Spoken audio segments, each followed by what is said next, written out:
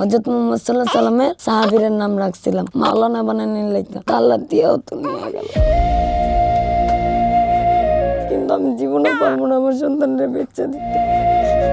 আমার জীবনের থেকে কুত্তার জীবন অনেক ভালো, এর লেগে আমার এই জীবনটা ভালো লাগে না। আমি এই জীবনে থাকতে চাই না, আমার অনেক কষ্ট।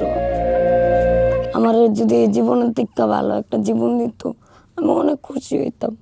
আমি একটা মেয়ে ছেলে হারাইছি, আর ওই মেয়েটা হারাইতে চাই না। বাবা খোঁজ খবর নেয় না, কাছে গেলে ডাকও দেয় না, টাকা পয়সা কোনো কিছু দেয় না।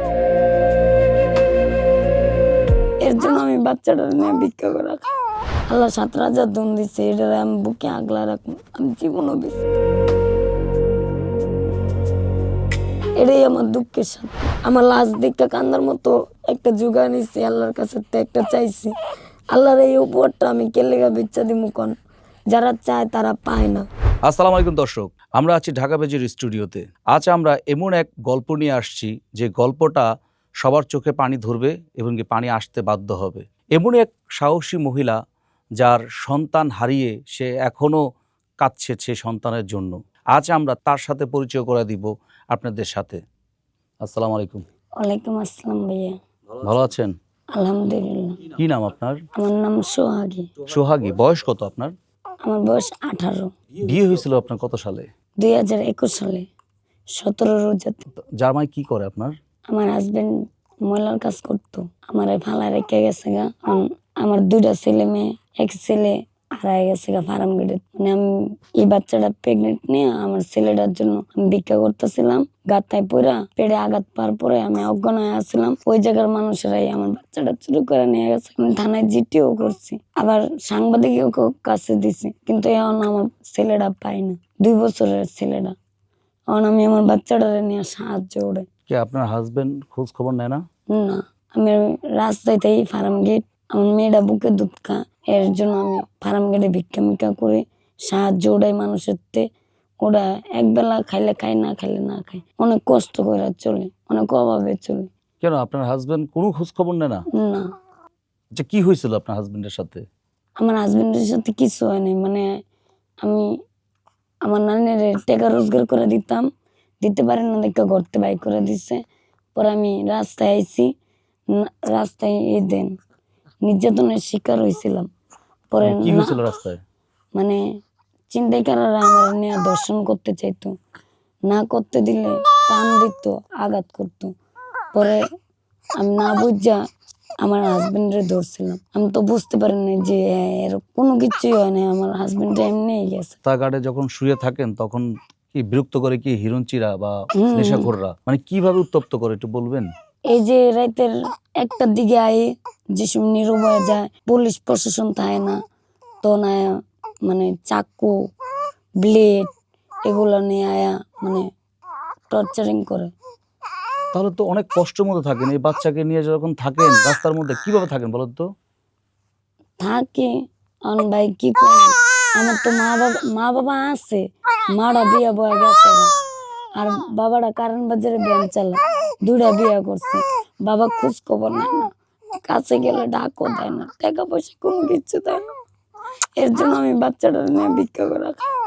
হাজবেন্ড যখন ছিল তখন মানে কি ধরনের আচরণ করতো আপনার সাথে? অনেক খারাপ ব্যবহার করতো, মানুষের কথা শুনে আমার টান দিত, সন্দেহ করতো। কেন সন্দেহ করতো? মানুষের মিশা কথা কইতো যে আমি আরেক পোলার লগে সম্পর্ক করি। আমার হাজবেন্ড বিশ্বাস করতো না আমার কথা, যে না আমি এসব করি না। আমি কইতাম, আমার কথা বিশ্বাস করতো না। মানুষের কথা বিশ্বাস করে আমার মারধর করতো। ভাত খাবার চাইতাম, টাকা দিত না, দেখা টাকা চাইলেও মারতো, কাজ করতো।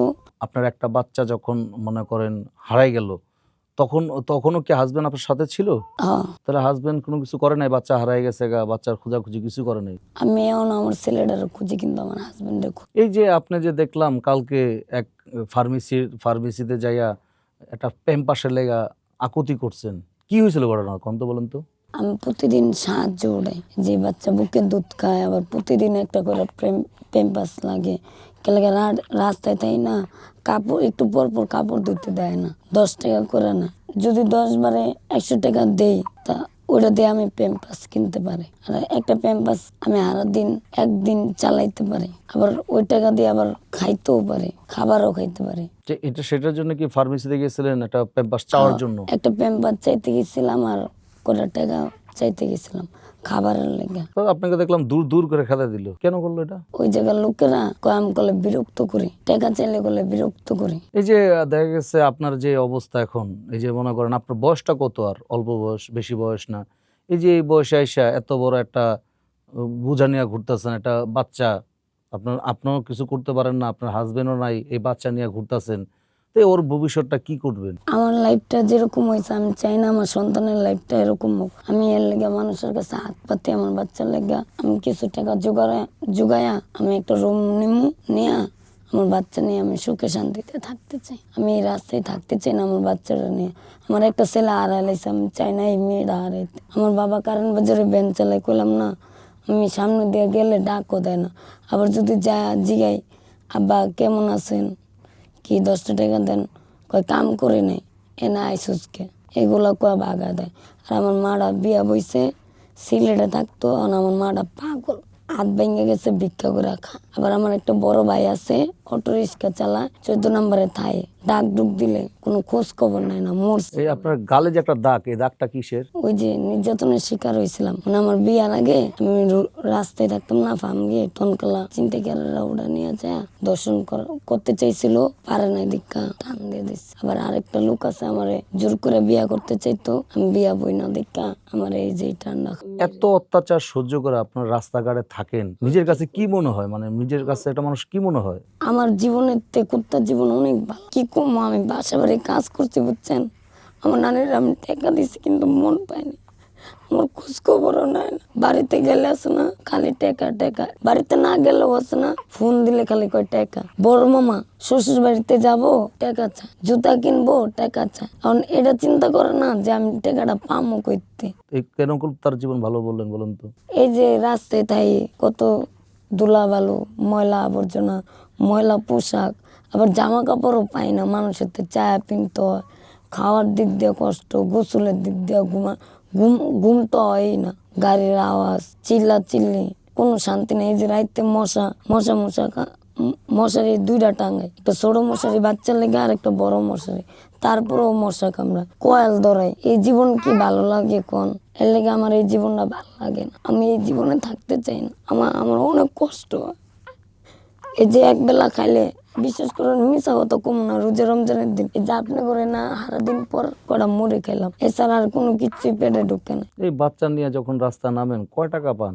500-600 টাকা পাই। 500 টাকা কিছুই হয় না। টয়লেটে যাই 10 টাকা, গোসল করতে গেলে না হলো 30টা টাকা লাগে, খাইতে গেলে না হলো ফুটপাতে খাই, তারপরও 200-300 টাকা জায়গা।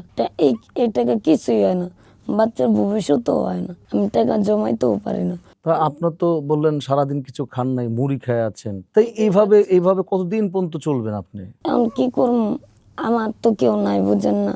এখন আল্লাহ যতদিন রায় এতদিনই, যদি আমার কেউ হেল্প করতো, করে টাকা পয়সা দিয়া কি কোনোভাবে হেল্প করতো, আমি তার জন্য অনেক দোয়া করতাম, 5 ওয়াক্ত নামাজ পড়া। আমার যদি এই জীবনের থেকে ভালো একটা জীবন দিত, আমি অনেক খুশি হইতাম। আমি একটা ছেলে হারাইছি, আর ওই মেয়েটা হারাইতে চাই না। আর আমার জীবনটা যেরকম হয়েছে, আমি চাই না আমার মেয়েটার জীবন এরকম হোক, নির্যাতনের শিকারে পড়ুক।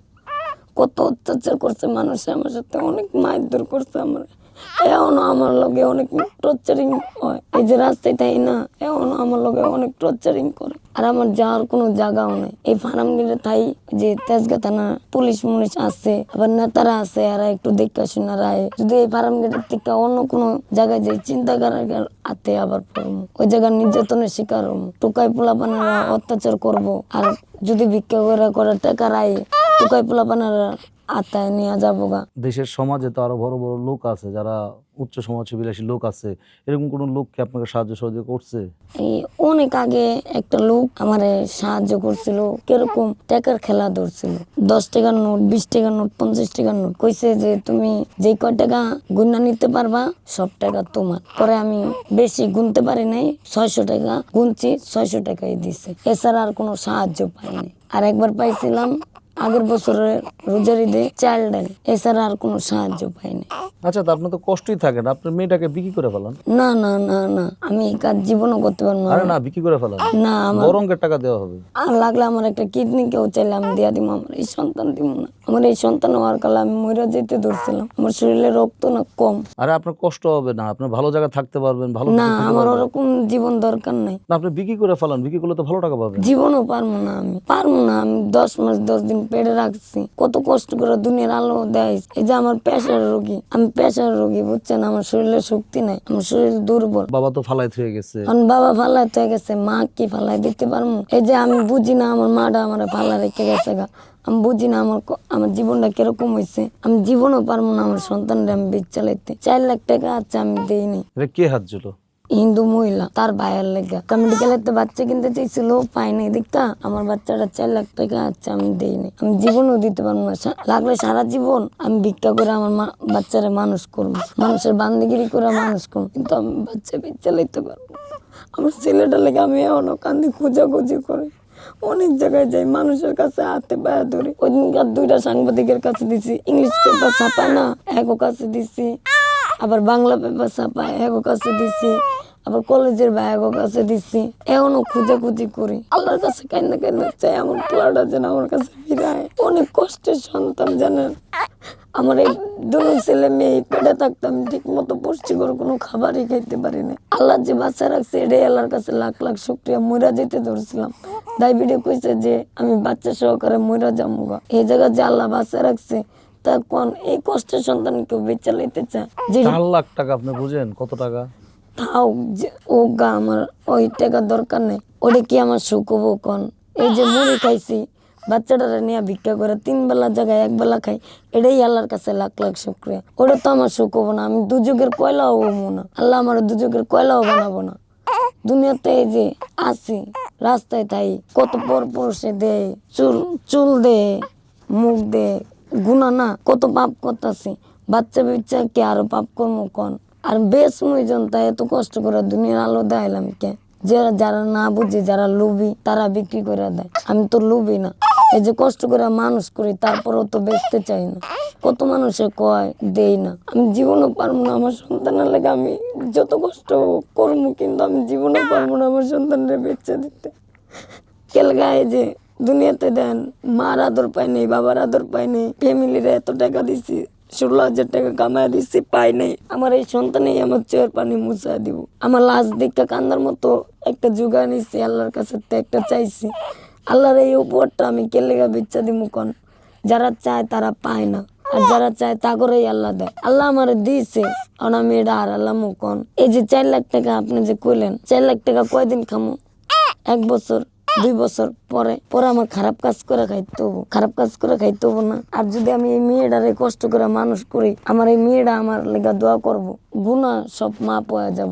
আমার এই মেয়েটাই একদিন কব যে না, আমার মা কি হোক, কি জিরাই হোক, জিরাই হোক, আমার মা তো আমার কষ্ট করে পালছে, বিক্রি করে দেয়নি, পালা রেখা যায়নি। কেউ কবো এই বাচ্চাটা আমার, কেউ কবো আমার পরিবেশটা দেন, আর এই বাচ্চাটা দেন, কেউ কবো এটা আমার বাচ্চা। এই যে ভিক্ষা করতে গেলে মানুষে কয় কার বাচ্চা, কেউ কবো না। তাই এত সুন্দর বাচ্চাটা আমি কেলেগা বিচ্ছা দিব? আল্লাহ 17,000 দন দিচ্ছে, এটা আমি বুকে আগলা রাখবো, আমি জীবনও বেশি।